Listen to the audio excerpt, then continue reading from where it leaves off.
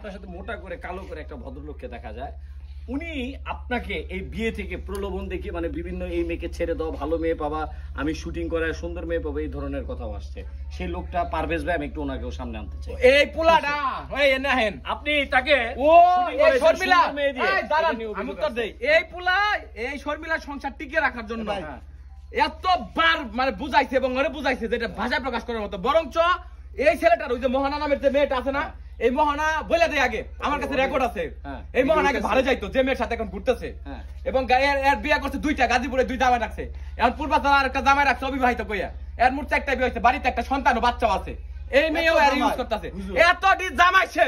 হুজুর আমার একটা প্রশ্ন, এই মেয়ে শুনেন আমার সাথে এই মেয়ের ব্যাপারে ক্লিয়ার করুম, এই বাড়িতে আইছে আমার সাথে রেল লাইন না শুটিং করেছে, আবার এই মেয়ে ভাইরাল হওয়ার জন্য আবার এই শর্মিলার এই ব্যবহার করতেছে, আবার এর নিয়ে পূর্বাচল হাঁসের মাংস এনে গেছে, যে যার হাঁসের মাংস ইনভাইটে গেছে হ্যাঁ কয় আমি তো জানি না, অথচ হ্যাঁ ইউজ করছে। আচ্ছা এখন আমি বলি, হ্যাঁ কন্টেন্ট বানায়, আমি কন্টেন্ট বানাই, ক্যামেরার পিছনে এত লোক কন্টেন্ট বানায়, এই লোকের সাথে খালি এমন ঘটনা ঘটে কেন?